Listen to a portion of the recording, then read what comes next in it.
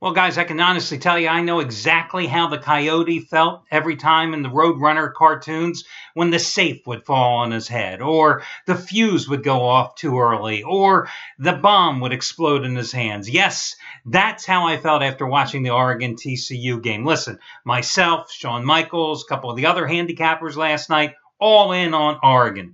And when you're up 28-0 2 minutes in the second quarter and you're only a 7-point favorite, well, that kind of gives you that warm, fuzzy, good feeling. And then the Oregon quarterback, Vernon Adams Jr., went out, got hit in the head, didn't come back into the game. And that's when all things went south for us fans on the Oregon Ducks last night. 31-0, however, at halftime. And they managed to lose the game outright in triple overtime. Listen, I'm a handicapper. I'm not a psychic. I cannot worry about trying to handicap injuries. Can't be done. Can't handicap turnovers. Can't handicap injuries. And the irony in last night's game is that, my play, and I bet you every single guy out there that had Oregon last night, it was all predicated on the fact that Boykin, the quarterback for TCU, was suspended 2 days earlier because of a police altercation in San Antonio. So you naturally are going to bet on Oregon. That's what we did. And what happens? Our quarterback with a 28-0 lead goes out, and suddenly the Ducks cannot move the ball. I mean, it was incredible last night. 18 plays in the second half of the game. 18 net yards. 18 plays, 18 net yards for one of the most potent offenses in the country, which shows you how important the quarterback was. So what do you do in those situations? What can you do? I mean, you shrug your shoulders, you mutter your favorite obscenity, and if you don't have one, please just send an email to customer service, and I will recommend a few because I ran through all of them in my vocabulary last night. And you live for another day. Now, those of you that had TCU last night, listen, you won a game you shouldn't have won. But that's okay, because sometimes the gambling gods will definitely smile on you, just like they frowned on me last night. And for me, and anybody that had Oregon last night, you had the right side in the game. I mean, listen, again, it's like the Coyote having the safe fall on him or the fuse going off just a second too soon. Just one of those things, and you got to move forward. That's the whole reason I've always maintained that I don't celebrate the wins and I don't lament the losses. Listen, I'm a big boy. I know what I'm doing here. There's days I'm going to lose. There's weeks I'm going to lose. There's days I'm going to win and weeks I'm going to win. And if you can't accept that fact going in, then you should never be gambling. Because, listen, we do this because of the vicarious thrill that we get out of it. But sometimes the safe falls on our heads. Listen, I've got a couple of complimentary plays coming your way in just a moment because naturally, yesterday, did I not sweep the board again with the complimentary plays? I mean, go figure. I can't string together 2 straight days of winning best bets, but I have no problem going 4-0 with the free picks the past 2 days. 2 bowl winners on Thursday, another bowl winner yesterday with Arkansas, plus a college basketball winner with Xavier taking care of business against Butler. The free NFL selections will come your way in just a moment. Let's talk about some of the featured plays here on the site. Trace Adams is the half-price play of the day. Trace Adams has made $1 bettors over the past 82 days, a little over 31 grand. 31 grand. He's going for winning Sunday number 8 out of 10. It says double your wager, 2,000 star winner number 13 out of 17, Carolina Tampa Bay. That's one of your mid-afternoon games. Had 2,000 star double your wager bowl releases this week. The first one was Clemson outright over Oklahoma. The second one, Stanford in the Rose Bowl. You got it for half price. Same thing today, half price winner, simply by using coupon code HALF. Little FYI, Scott Delaney, who has made $10 bettors with 50 dime plays or higher in all sports over the past 4 years, over $33,000, has a 60 dime winner, number 3 out of 4 in the NFL, on the same side as Trace Adams. Also, Jeff Benton. No, not Jeff Benton. Brad Wilton. He's on another one of those rolls, guys.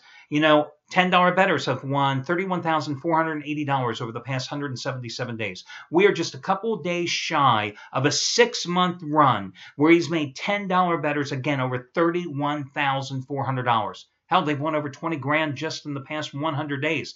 Today, 109 winner number 13 out of 17. NFC North game of the year, the Sunday night game, Minnesota and Green Bay. Here's something I want you to keep in mind. 100 dime plays or higher, which is a run that he's had for well over 6 months. You know, let me just look it up because I can't remember what the hell the record is. You know what happens sometimes, guys. I just can't remember all this stuff. Let me look at his homepage.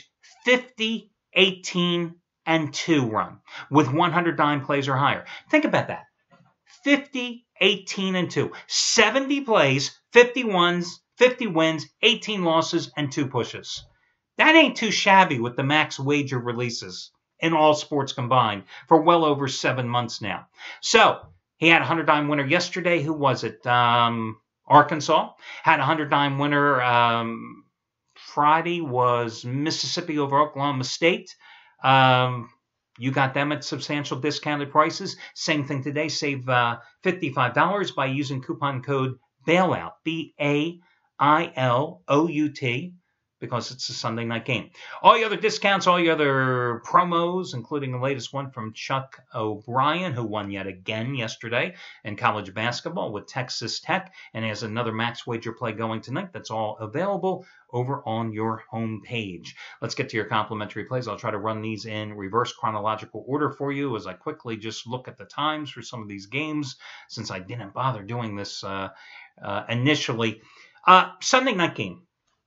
I like Green Bay in this one.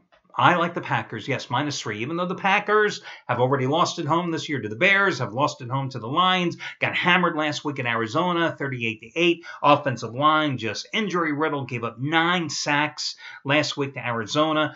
4 turnovers last week in Arizona as well. But here's the thing. They're playing the Minnesota Vikings. I think their most dominant performance the entire season is when they were in the midst of that losing streak and they went to Minnesota and they just took care of business and took the Vikings out to the woodshed. 30-13 back on November 22nd. And the thing that really impressed me about that game when I reflected on the box score is that the offensive diversity. 34 runs, 34 passes. And that's what the Packers need to do to win this game here tonight. Because let's face it, it's for all the apples when it comes to winning the NFC North. And a lot of other stuff as well. I mean, the winner not only clinches the NFC North, takes the crown, but also earns the number 3 seed in the NFC and the home field advantage in the wild card round. Meanwhile, the loser, they're going to end up playing on the road in the first round of the playoffs, and they'll be a number 5 or a number 6 seed, which isn't exactly an advantageous position. In the first meeting, Eddie Lacy, 22 carries, 100 yards. He has run for 416 of his 724 yards this season in the past 3 games. 5 career meetings against the Vikings, and Lacy has dominated in every single one of them. Rushing totals of 94, 110, 105, 125, and 100 yards. That's not bad production for Eddie Lacy. And with Linval Joseph, the defensive tackle, who's the big run stopper for the Vikings, doubtful once again for this game, I think that definitely plays into the Packers' hands. Yeah, I know the Vikings have covered 6 straight on the road, but here's the deal.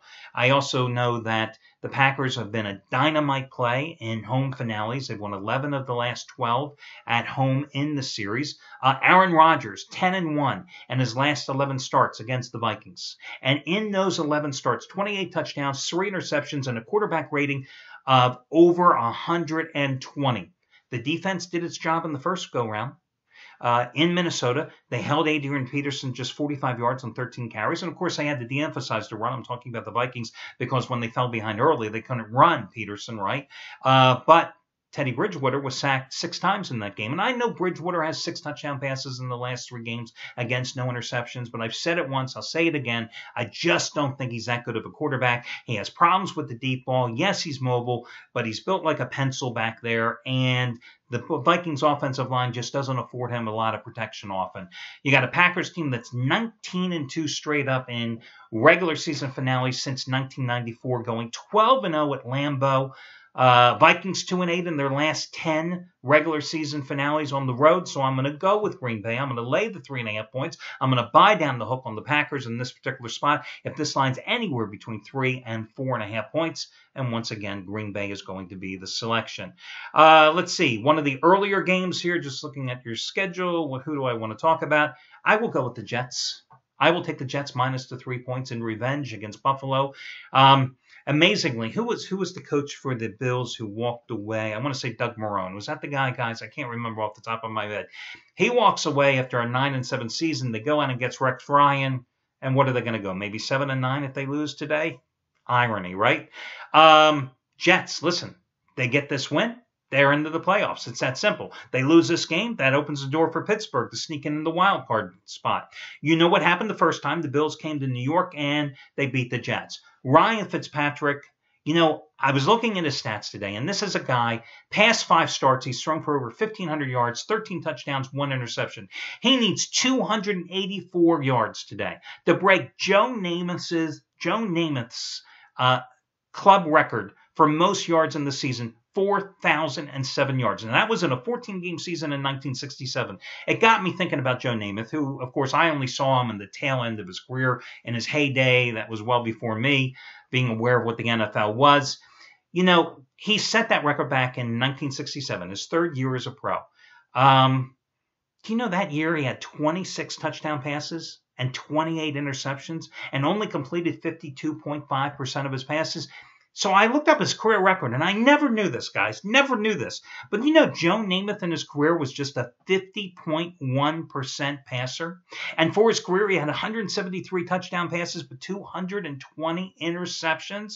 The highest single-season career percentage mark for him during his career was only 52.9%, and that was in 1974. But when you guarantee you're going to win a Super Bowl and you're the first guy that comes out and does it, and then you go knock off the Baltimore Colts, well, baby, you can do whatever the hell you want. That's the bottom line. Anyway, I like the Jets here in this particular game. I like the fact they have the momentum coming off the 26-20 upset of the Patriots. Did they struggle in their last road game, just barely getting by a bad Dallas team, 1916? Yes, they did. But they've won 5 in a row. The defense hasn't allowed more than 20 points in any of them. LaShawn McCoy, doubtful here for Buffalo today. Bills did win the first meeting, as I said, 22-17 back on November 12th. Jets shot themselves in the foot that day. 4 turnovers in the game. That's what killed them. So I'm going to go with, once again, the Jets in revenge here today. I also, have my... I don't know what the word is. I just have my doubts about the Bills in terms of what that clubhouse is like right now. You know the bit about Mario Williams, who's none too pleased about the fact that Rex Ryan's defensive scheme, he's not being allowed to rush the passer. That's really what his bread and butter is in the league. I think last year he had 14.5 sacks. Instead, he's being asked to drop back in coverage, to cover tight ends over the middle, etc. And you saw the stories come out, the anonymous players for the Bills saying that Williams quit on him, he doesn't put any effort, etc. That can't be a good thing for a team that's not going to be making the playoffs. It's playing out the string today, even though they have motivation. Yes, Rex Ryan has motivation, but the Bills really care. So again, that's another reason that I do like the Jets in this particular spot. I looked at the Carolina game, but I'm not willing to lay the 10.5 points, especially without Jonathan Stewart in there, because without Jonathan Stewart, this is a one-man team offensively, and that being Cam Newton. So I'm a little worried about them laying the 10.5 points. The other game that I was looking at was Atlanta minus the 5.5 at home against New Orleans. You tell me, which Saints team are we going to get today? I can never figure them out week to week this season. They're so bad. I mean, the Falcons, they lose 6 in a row, and suddenly they win 2 straight. Go figure. And they beat Carolina along the way and hand the Panthers their first loss of the season. I'm looking at the Houston-Jacksonville game, 6.5 point number. Jacksonville has lost 2 straight, but this team can move the ball with Blake Bortles having a great season with all those good wide receivers. Houston goes back to Brian Hoyer after he's missed the last 2 games. Yes, they've won and covered 6 of their last 8, but I can't feel a lot of love for them in this particular spot. Pittsburgh is going to be my other official complimentary play. But here's the thing with the Steelers here today. If the Jets win their game, and they're both playing at 1 o'clock Eastern time, this is a nothing game for the Steelers. They'll just be playing for pride. Playoff purgatory. They're in that position for the 3rd time in 7 years where they have to win and hope somebody else loses in order to get in the playoffs. So why are they in this spot? Because they blew it last week, losing to the Baltimore Ravens. Just blew that game. 11.5 point road favorite, and they lose the game outright. So I do like them in this spot today against the Browns, who are starting Austin Davis, giving him his second start of the season. First start, he produced only 3 points. The offense did in a loss to Cincinnati. Johnny Manziel, of course, out with a concussion in this one. Steelers offense disappeared. A team that had set a record, a franchise record, with 6 straight games of 30-plus yards or 30-plus points in a game. They couldn't get anything going last week in that loss to Baltimore. However, the first time they did play the Browns, 30-9 win at home. Ben Roethlisberger coming off the bench to throw for 379 yards. Browns secondary is no better. Joe Hayden, their top cornerback, one of the top cornerbacks in the league, he's still out. The Browns have used 7 different starting combinations in their secondary so far this season. Their second leading sacker, one of the linebackers by the name of Bryant, he was suspended or deactivated for the final 2 games of the season because of some off-the-field incident on Christmas morning. They only have 2 healthy wide receivers. They've got a banged-up offensive line. I got to go with the Steelers in this one, even though they are a 10.5-point favorite. Another way to think of this game, you could play the Steelers at -7 in the first half. Again, this game and the outcome of this game is predicated on what happens with the Jets game. So you could consider playing the Steelers in the first half at -7%, perhaps. But either way, I think Pittsburgh is the way to go. So I'll go with the Steelers as your other official complimentary play. And, of course, I told you I also like the Packers on the night card and the Jets early. That'll do it, guys. Best of luck to y'all. And I'll catch you again tomorrow when we do this one more time.